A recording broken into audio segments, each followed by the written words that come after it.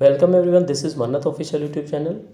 CCS CAA rules, ये CAA नहीं है, यहाँ पे ये आएगा आपका, ये CAA नहीं है, यहाँ पे आपका आता है CCA। सॉरी, मिस्टेक हो गया। ये हम जब आपको PDF अवेलेबल कराएंगे तो वहाँ पे आपको चेंजेस देखने को मिल जाएगा। ठीक है, क्या होता है ये होता है आपका CCS CCA रूल्स। ठीक है, ये ब्रैकेट में क्यों होता है, इसका क्या मतलब है? इसको 1965 रूल्स बोलते हैं। जैसे आपके कंडक्ट रूल 1964 है, ऐसे ही आपका 1965 होता है।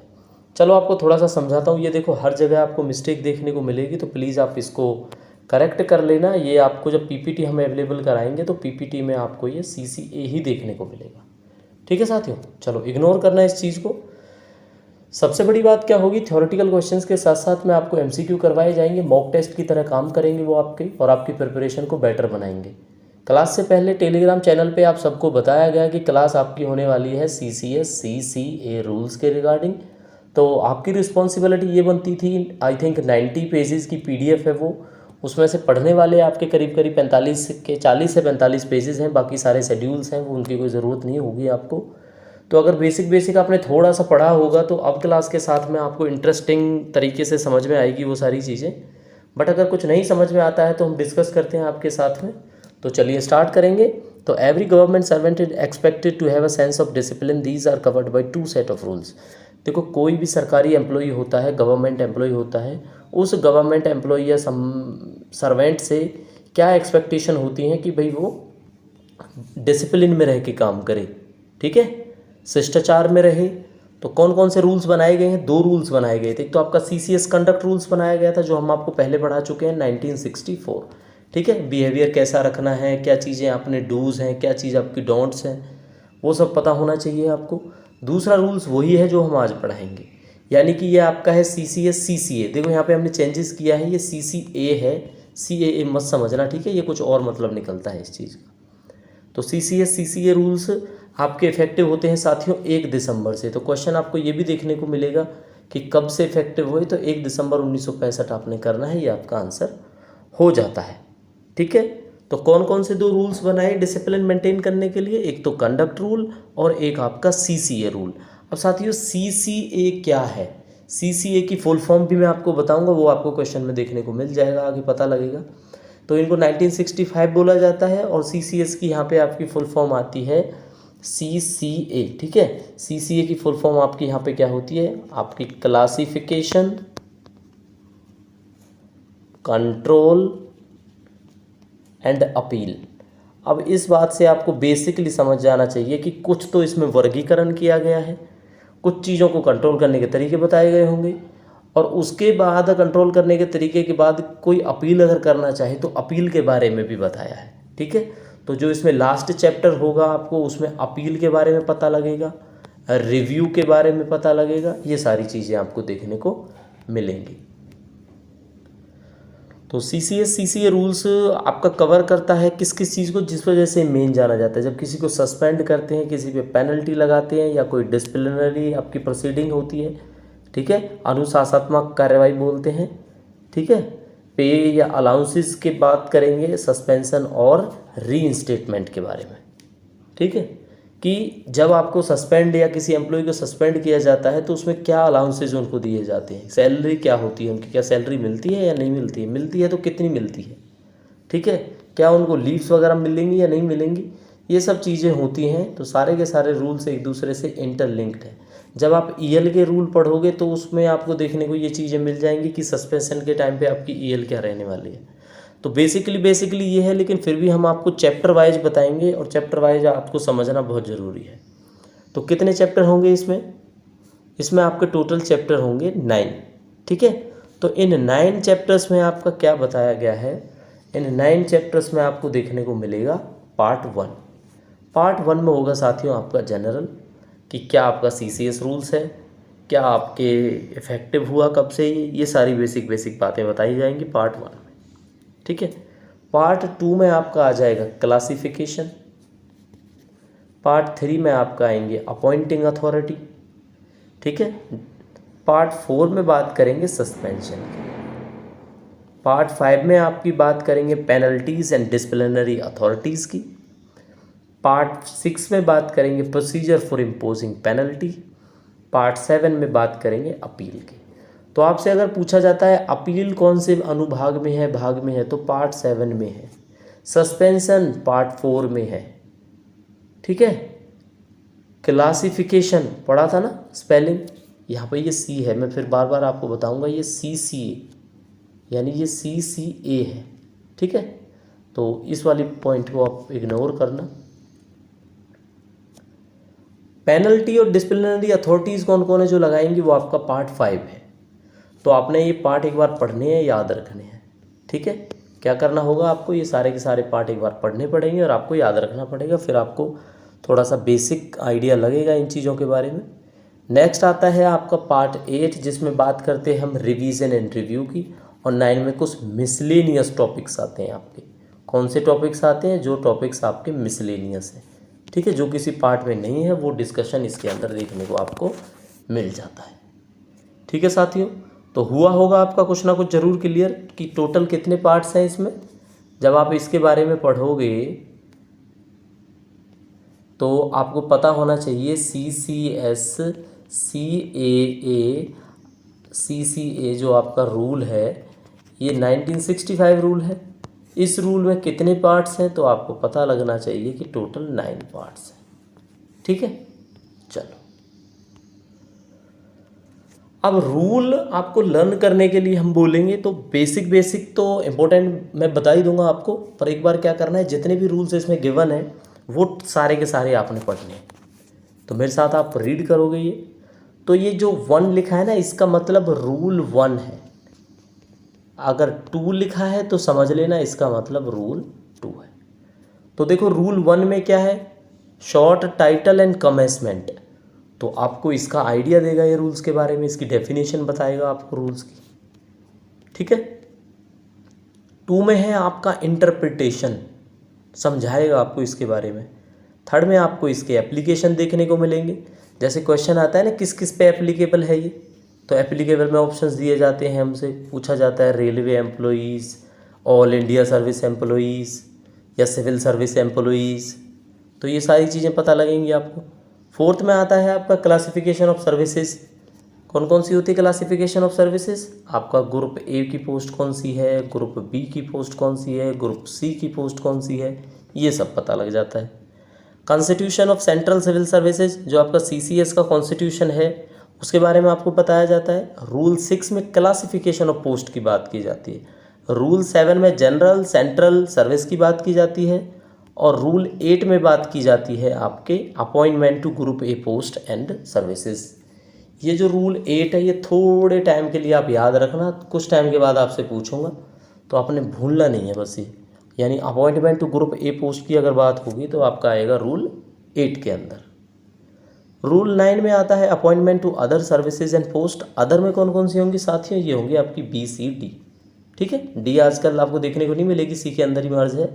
तो B C D जिक्र है, इनमें 4 पोस्ट होगा है ABCD का। तो A की बात की जाएगी तो रूल 8 हो जाएगा, BCD की बात की जाएगी तो रूल 9 हो जाएगा। ठीक है। बस आपने इतना याद रखना है। रूल 10 में सस्पेंशन की बात करेंगे। सस्पेंशन आपको समझ में आता है, जब किसी एम्प्लॉय को सस्पेंड करते हैं उससे रिलेटेड बात इसमें।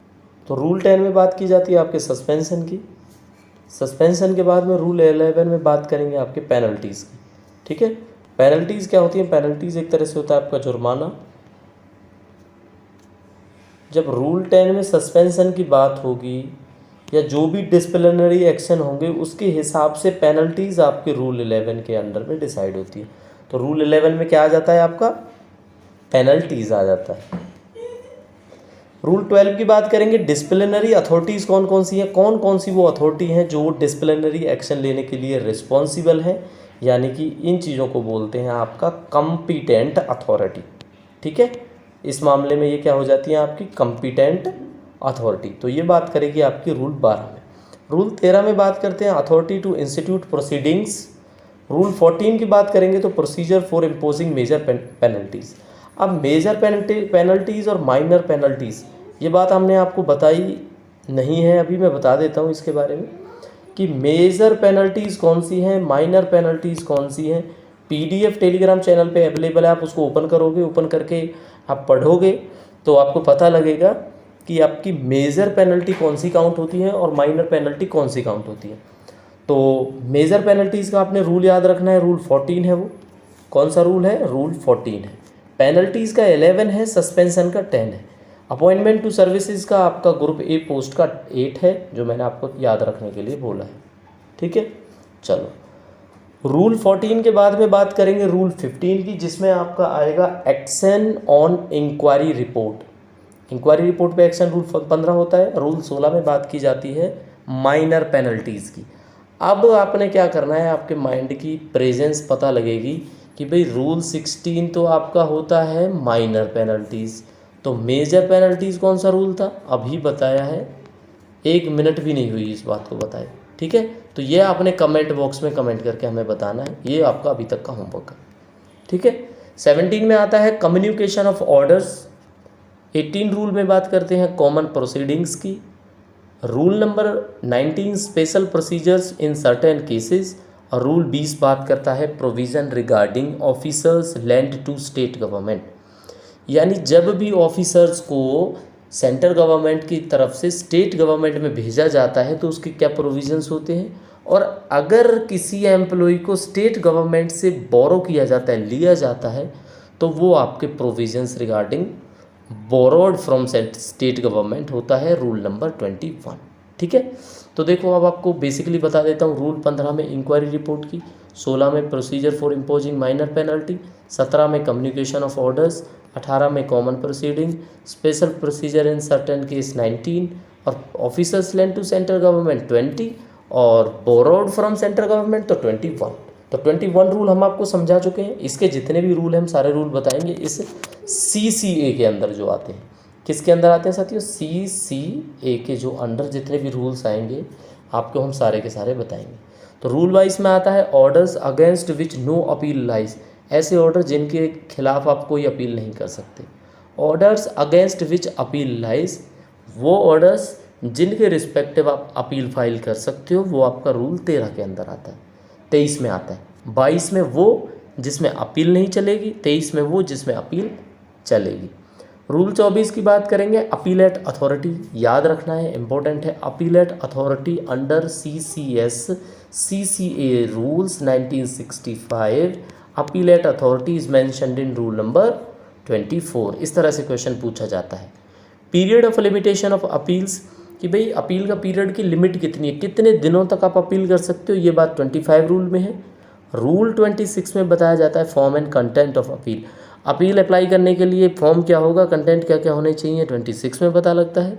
27 रूल में आती है आपकी अपील को कंसीडर करना है या नहीं करना है। 28 में बात की जाती है आपके इम्प्लीमेंटेशन ऑफ ऑर्डर्स की, जो अपील के रिस्पेक्टिव होते हैं। तो आप देख रहे होंगे ये सारे के सारे जो लगभग ये रूल्स हैं, ये सारे के सारे अपील वाले रूल हैं। ठीक है, तो अपील वाले क्यों हैं, हमने बताया था ना आपको।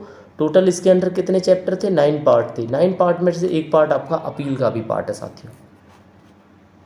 ठीक है, चलो 28 के बाद 29 नंबर रूल में बताएंगे रिवीजन के बारे में। 30 से पहले 29A भी होता है, रिव्यूजन का रिव्यू, यानी 29A। रूल 30 में बात की जाती है साथियों आपके सर्विसेज ऑफ ऑर्डर्स या नोटिस की। रूल 31 में बात करते हैं power to relax time limit and condoned delay. 32 में ओमिटेड है, यानी याद रखना है आपको, जितने अभी तक हमने रूल पढ़ाए हैं उसमें ये ओमिटेड है। ठीक है, ट्रांजिटरी प्रोविजंस होते हैं, रिपील एंड सेविंग होती है, और रिमूवल ऑफ डाउट्स होता है 35 में। टोटल आपके यही हैं, 35 रूल्स कहने को होते हैं, बट इसमें से एक ओमिटेड है जो आजकल आपको देखने को नहीं मिलेगा, वो है रूल नंबर 32। ठीक है, तो रूल 32 को ओमिट किया गया है, हटाया गया है, तो फिर आपके टोटल रूल रह जाते हैं साथियों 34। तो 34 रूल्स हैं, आपको एक बार फिर से ये पढ़ने हैं। कुछ इंपॉर्टेंट है वो मैं आपको अभी स्लाइड के अकॉर्डिंगली बता देता हूँ। ठीक है, आपने फोकस करना है और उस चीज़ को देखना है कि कौन कौन से वो रूल्स हैं जो आपके काम आने वाले हैं। ठीक है साथियों, चलो बेसिकली मैं आपको रूल्स बताता हूँ और आपको समझ में आ जाएगा वो। ये देखो, फर्स्ट स्लाइड में जो आपका मेन है वो है क्लासिफिकेशन ऑफ पोस्ट और क्लासिफिकेशन ऑफ सर्विसेज, और यानी कि आपका रूल 6। रूल 6 और रूल 4। ठीक है, ये है आपका इसमें से जो मेरे हिसाब से इम्पोर्टेंट आपको याद रखना है, आपके माइंड में होना चाहिए। उसके बाद जब आप बात करोगे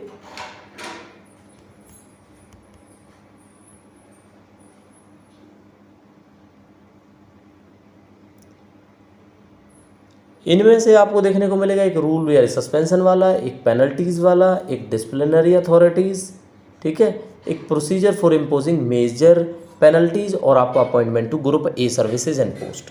ठीक है, ये आपके इंपॉर्टेंट हो जाते हैं। इसके बाद के जो रूल्स हैं उन रूल्स में से मैं आपको बताऊंगा, मेजर का बता दिया अभी। अब माइनर का भी आपने याद रखना है, क्या प्रोसीजर है 16 में बोला गया है।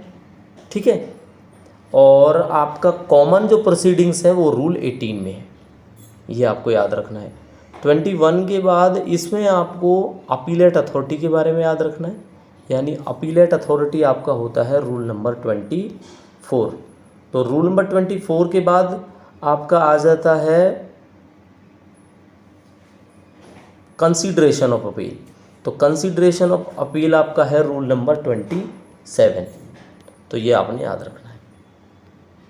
ठीक है साथियों, ये आपका रिवीजन है, रिव्यू है, सर्विस ऑफ ऑर्डर है, power to relax time limit है, ये ओमिटेड है 32, ट्रांजिटरी प्रोविजन है, रिपील एंड सेविंग है, रिमूवल ऑफ डाउट है। चलो, अब ये मेनली हमने आपको बताया। तो डेट बतानी है CCA रूल्स की 1965 की, जब से ये केम इनटू इफेक्ट हुआ। ठीक है, ये हमने क्वेश्चन के फॉर्म में लिखना था, बट ये आपको डार्कन करना रह गया है। तो चलो कोई बात नहीं, इसको ध्यान रखना आप, ये अभी आपको पढ़ाया था थोड़ी देर पहले। ठीक है, तो ये क्या था, इसमें से आपको 1 दिसंबर जो है वो आपकी डेट हो जाती है जब से ये एप्लीकेबल हो जाते हैं आपके रूल्स। ठीक है साथियों, चलो नेक्स्ट क्वेश्चन की बात करेंगे। जो फर्स्ट क्वेश्चन है वो क्वेश्चन हमने मार्क नहीं किया था, क्वेश्चन वो भी था आपका, बट फर्स्ट क्वेश्चन की बात करेंगे। Appointment to group A services and post is mentioned in CCA rules 1965। सबसे पहले आपको एक ही चीज़ बार बार हम बता रहे थे, वो नोट करने के लिए बोला गया था आपसे कि भाई इस चीज़ को याद रखना, वो मैं यही बोल रहा था। अब बताना है आपको कौन सा रूल है वो। ठीक है, तो जो बच्चे अच्छे से क्लास को देख रहे होंगे वो फटाक से बताएंगे कि इसका आंसर क्या होगा। तो इसका आंसर होगा आपका रूल 8, दैट इज़ बी। क्या होगा इसका आंसर?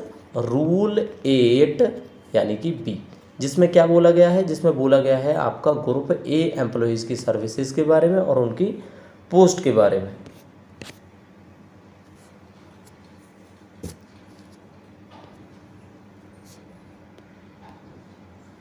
नेक्स्ट क्वेश्चन देख लेते हैं। Second, minor penalties as mentioned in CCA rules 1965 are. Minor कुछ पेनल्टीज़ हैं, आपको बतानी है क्या वो सारी माइनर पेनल्टीज़ हैं या नहीं है। ठीक है, चलो यहाँ तक आपके ऑप्शंस आ जाते हैं। फर्स्ट ऑप्शन ए होगा, आंसर भी चलो दिख ही गया, कोई बात नहीं। ये देखो, सेंसर है आपका minor penalties. Withholding of promotion, government employee की प्रमोशन आप रोक लो तो उसको माइनर पेनल्टी बोला जाएगा, मेजर नहीं है वो। Recovery from his pay of the whole and the part of the peculiar loss caused by him the government by negligence और ब्रीच ऑफ ऑर्डर। ऑर्डर का अनुपालना ना करना, गवर्नमेंट की पॉलिसीज़ की नेग्लिजेंसी रखना, उसकी वजह से कोई लॉस हुआ है गवर्नमेंट को, तो वो रिकवरी करता है उसकी सैलरी से। तो ये आपका सी पार्ट है, that is minor penalties. D में withholding of increment of pay, यानी कि देखो उस एम्प्लॉय का इंक्रीमेंट, प्रमोशन, रिकवरी भी की जाएगी पे से उसके। सेंसर, इसका मीनिंग मुझे अब बताना। ठीक है, ये आप थोड़ा सा मीनिंग आज देखोगे तो आप याद रखोगे सेंसर क्या होता है। ठीक है, बट ये आपका क्या है, माइनर पेनल्टीज़ में आ जाता है। तो आपको पता लग गया, सेंसर है, प्रमोशन को होल्ड करना है, सैलरी में से रिकवरी करनी है, विद होल्ड करना है इंक्रीमेंट, ये सारी की सारी चीज़ें आपकी आ जाती हैं साथियों आपकी माइनर पेनल्टीज़ में। कौन कौन सी पेनल्टीज़ होती हैं? ये माइनर पेनल्टीज़। अब देखो, माइनर और मेजर, ये आप रट लो कि पेनल्टी का रूल नंबर कौन सा है, बार बार पूछा जाएगा क्वेश्चंस में, आपको कंफ्यूज करेगा ये बात मैं देखो बच्चों आपको बार बार बता रहा हूँ, ये स्लाइड में सारे में ही मिस्टेक है, ये CCA है। ठीक है, जब भी PDF अवेलेबल होगी आपके प्लस मेंबर ग्रुप पे, तो उस ग्रुप में हम क्या करेंगे, इसको करेक्ट करके ही आपके शेयर करेंगे। Authorities to impose penalties on member of group B, C, D services are mentioned in. अब ए वाली तो बता दी, ए वाली बताना कौन सी थी, तो ए वाली मैं आपको बताता हूँ कौन सी थी। तो आपकी साथियों ए वाली थी रूल नंबर 8 के अंदर। ठीक है, किस में थी? रूल नंबर 8 में थी। अब B, C और D जो है वो किस में मेंशन्ड है आपको, आपने यही चीज़ बतानी है। क्या शेड्यूल है, शेड्यूल में मेंशन्ड है, या रूल 10 में मेंशन्ड है, या रूल 12 में मेंशन्ड है, या किसी में मेंशन नहीं है। ठीक है, तो इनके आंसर बताऊंगा, ये भी नहीं है, ये भी नहीं है, ये भी नहीं है, ये है। यानी कि इसका आपका जो आंसर है वो होगा साथियों आंसर ए। ठीक है, यानी schedules to the CCA rules में बताया गया है कि BCD की इम्पोज करने की पेनल्टीज़ कौन सी हैं। यानी जब आप PDF देखोगे उसमें नीचे जाके ना शेड्यूल्स मिलेंगे आपको उस PDF में, उस PDF में आपको बताया जाएगा कि आपकी कौन कौन इम्पोज कर सकता है। तो आंसर ये मैं पहले ही बता चुका हूँ आपको, आंसर ए आएगा इसका। चलो क्वेश्चन 4 की बात करेंगे। 4 में आता है competent authority to review revise punishment order in respect of central government department except P&T and secretariat. अब यहाँ से 2 क्वेश्चन निकलेंगे आपको। एक तो आप आंसर बताओ क्या होगा, एक ये होगा कि P&T की फुल फॉर्म बतानी है आपने। ठीक है, P&T ये कौन सा डिपार्टमेंट है, तो ये मेंशन्ड है, ये साफ साफ लिखा हुआ है। जब आप अगर वो पढ़ोगे, ये जो PDF हमने शेयर की है तो उसमें ये लिखा हुआ है। तो हेड ऑफ ऑफिस होगा जो डायरेक्टली अंडर सेंट्रल गवर्नमेंट आता है, या हेड ऑफ ऑफिस होगा रिस्पेक्टिव डिपार्टमेंट का, या head of a department directly under the central government होगा, या डिसिप्लिनरी अथॉरिटी होगी।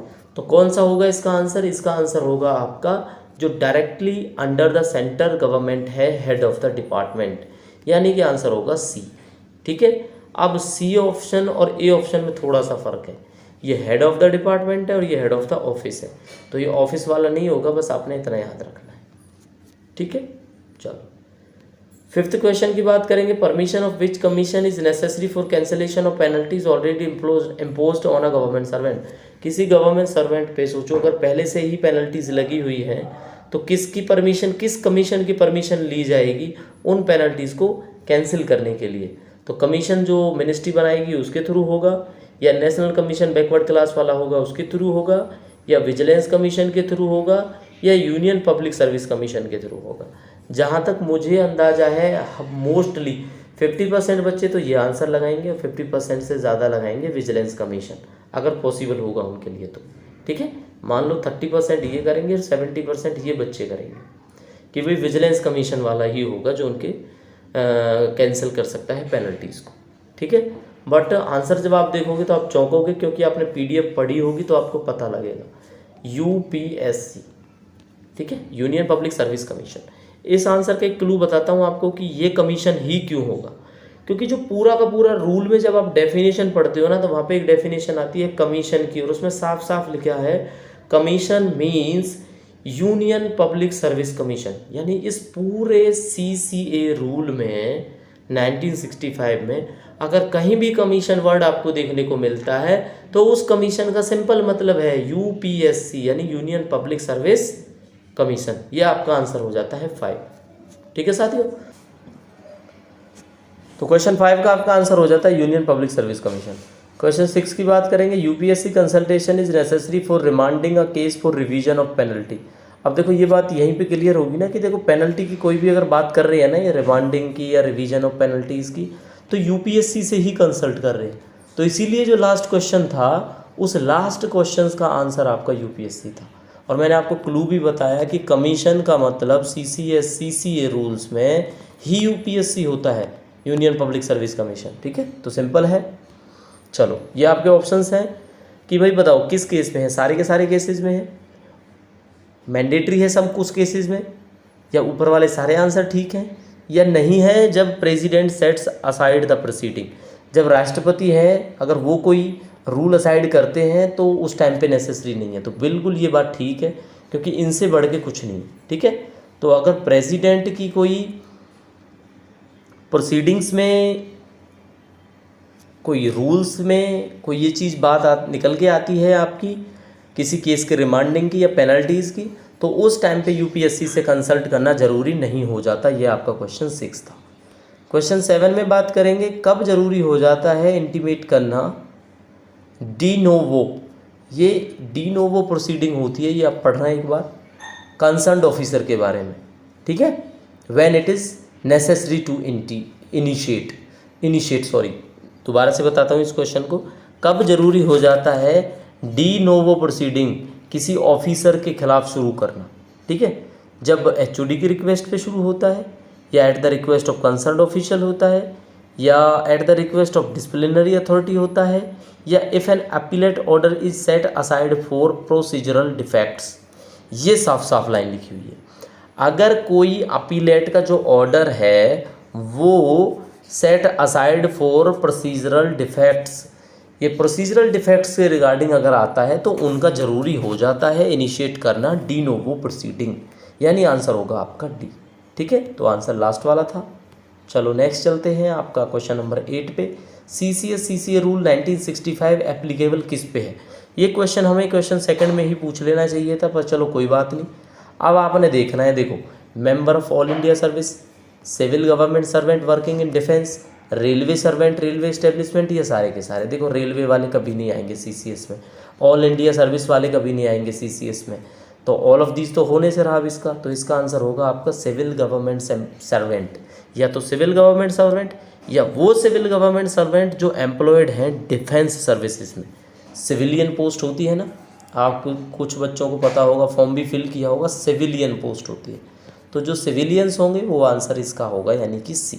ठीक है, तो ये उन पे एप्लीकेबल आपका हो जाता है। Central government civil post are classified into dash after implementation of 6th CPC। जब 6th CPC इम्प्लीमेंट हुई तो कितने ग्रुप में आपकी पोस्टों को डिवाइड किया, जैसे group A, group B, group C, group D, तो 4 होगी ना, तो लेकिन ये आपका 3 आंसर होगा इसमें। ठीक है, क्या आंसर होगा साथियों आपका 3। आई थिंक इसमें आप पढ़ लेना, ABC के अंदर ही आपका डी मर्ज होता है। ठीक है, ये है लास्ट क्वेश्चन है आपका इस सीरीज का।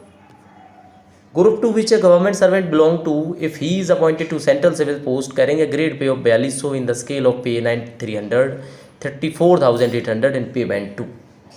ये बात आपके लिए भी एप्लीकेबल होती है जब आप ASO की प्रिपरेशन करते हो, लेकिन यहाँ पे ASO आपका 2800 ग्रेड पे में है जो आपका C ग्रुप के अंदर चला जाता है।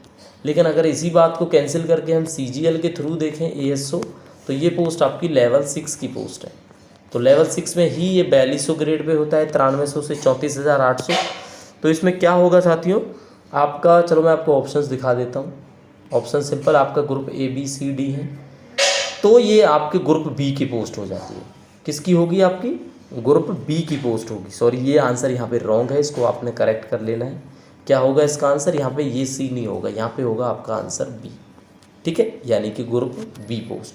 तो ग्रुप B पोस्ट बोला जाता है अगर 4200 ग्रेड पे में होता है कोई सेंट्रल गवर्नमेंट सिविल एम्प्लॉय। ठीक है, तो यहाँ पे जो भी भाई सेक्शन ऑफिसर की पोस्ट ग्रेड 2 वाला है लेवल 6 पोस्ट में, वो ग्रुप B है। होने ASO वाले भी चाहिए थे, लेकिन ASO इन्होंने लेवल 5 रखी है, तो वो ग्रुप C है।